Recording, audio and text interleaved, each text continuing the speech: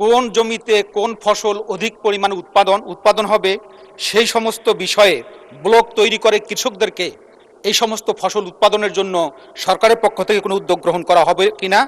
কৃষক জানে না কতটুকু উৎপাদন করতে হবে, কৃষক জানে না বাজারের সাইজ কি, কৃষক জানে না কি দামে বিক্রি করতে পারবে। এজন্যই শুরু হয়েছে মাননীয় স্পিকার কৃষি কার্ড। একটা জিনিস মাননীয় স্পিকার খুব ভালো লাগছে, এই সংসদে সত্যিকারে গণতন্ত্র মজা পাইতেছে। দেশে ৭৫% মানুষ কৃষির সাথে নির্ভর। সংসদ সদস্যরা বাধ্য কৃষকের নিয়ে কথা বলার জন্য।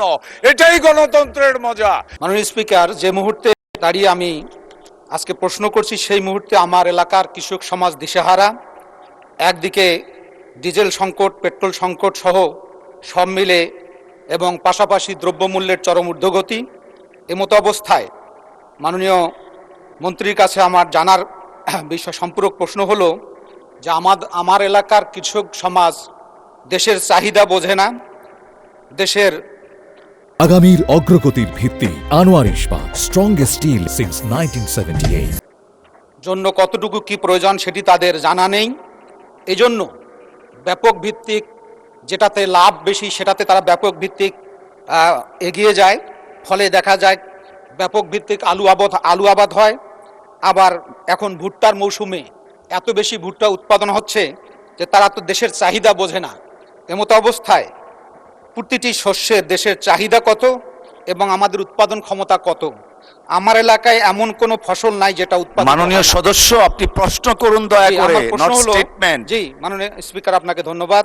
আমার জিজ্ঞাসা হলো সেটা হচ্ছে যে এলাকার যে সমস্ত চাষের জমি আছে সেই জমিগুলোতে উর্বরতার দিকে লক্ষ্য রেখে কোন জমিতে কোন ফসল অধিক পরিমাণে উৎপাদন হবে সেই সমস্ত বিষয়ে ব্লক তৈরি করে কৃষকদেরকে এই সমস্ত ফসল উৎপাদনের জন্য সরকারের পক্ষ থেকে কোনো উদ্যোগ গ্রহণ করা হবে কিনা। মাননীয় স্পিকার, আপনাকে ধন্যবাদ। ধন্যবাদ মাননীয় সদস্য। মাননীয় মন্ত্রী। ধন্যবাদ মাননীয় স্পিকার। আবারও ধন্যবাদ জানাচ্ছি মাননীয় সংসদ সদস্যকে।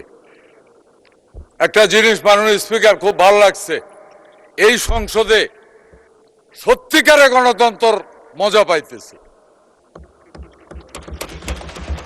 দেশে ৭৫% মানুষ কৃষির সাথে নির্ভর। এখানে যত সংসদ সদস্য আছেন যারা ভোট দিয়ে জনগণ নির্বাচিত করেছে এর ভিতরে ৭৫% মানুষ কৃষির সাথে জড়িত। সুতরাং সংসদ সদস্যরা বাধ্য কৃষকের নিয়ে কথা বলার জন্য। এটাই গণতন্ত্রের মজা, এটাই জনগণের ভোটে নির্বাচিত এমপিদের মজা, এটাই সম্মান। মাননীয় স্পিকার একেবারে সঠিক কথা বলেছেন, উনি একেবারে সঠিক কথা বলেছেন। কৃষক জানে না কতটুকু উৎপাদন করতে হবে, কৃষক জানে না বাজারের সাইজ কি, কৃষক জানে না কি দামে বিক্রি করতে পারবে। এজন্যই শুরু হয়েছে মাননীয় স্পিকার কৃষি কার্ড। এ কারণে কৃষি কার্ডের আবির্ভাব হয়েছে।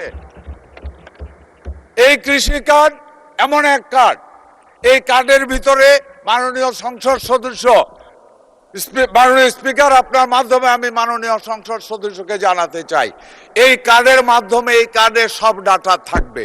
এই কার্ডের মাধ্যমে রেকর্ড থাকবে যেই কৃষক তার কতটুকু জমি আছে। 5টা শ্রেণীতে কৃষি কার্ডের রেকর্ড করা হচ্ছে, বড় কৃষক থেকে প্রান্তিক কৃষক পর্যন্ত। সুতরাং আমরা বলতে পারবো, এখানে কয়েকটা প্রশ্ন উনি করেছে, চাষের জমি, আমি জানি না আমার জমিতে কি হবে, আমি জানি না আমি কি ফলাবো, ঠিক দামে বিক্রি করতে পারবো কিনা। এখানেই প্রয়োজন কৃষক কার্ডের। কারণ কৃষক কার্ড জানবে যে কত লোক কৃষিতে পটেটো ফলাবে, কত লোক ভুট্টা ফলাবে, কত লোক অন্য ফসল ফলাবে, মার্কেটের চাহিদা কি। ওই অনুযায়ী কার্ড অনুযায়ী এক সময়ে এসে এই কৃষকেরে বলবে আপনার জমি এতটুকু, প্রত্যেকটা ব্লক ওয়াইজ আমাদের কৃষি অফিসার আছে, ওই কৃষি অফিসার বলবে আপনি তো ভুট্টা ফলাবেন, এতটুকু ফলান। সারা বাংলাদেশে ভুট্টার চাহিদা এত লক্ষ হেক্টর চাষ হয়ে গেছে, আর আপনার ইয়ার জন্য এত হেক্টর বাকি আছে, এটা আপনি উৎপাদন করলে মাননীয় মন্ত্রী সংক্ষিপ্ত করুন, অনেক বড় হয়ে যাচ্ছে। মাননীয় স্পিকার ৭৫% মানুষের স্বার্থ নিয়ে কথা বলছে উনি, আমি ৭২% মানুষের স্বার্থ নিয়ে কথা বলতেছি।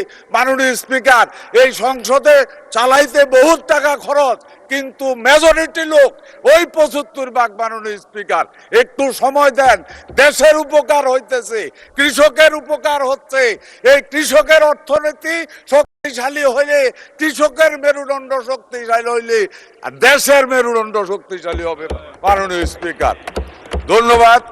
মাননীয় স্পিকার, বক্তব্য যেটা আসছে সেটা হলো এই, হ্যাঁ, এটার জন্য কৃষিকাজ আগামী দিনে যা হবে, কৃষক কি উৎপাদন করবে, কাদের মাধ্যমে তা কন্ট্রোল হবে, কৃষক যা উৎপাদন করবে তার বিক্রির নিশ্চয়তা থাকবে। সুতরাং কৃষক ন্যায্য মূল্য পাবে, উৎপাদন নিয়ে টেনশন করার কিছু প্রয়োজন হবে না। ধন্যবাদ মাননীয় স্পিকার, আপনার মাধ্যমে ধন্যবাদ জানাচ্ছি মাননীয় সংসদ সদস্যকে।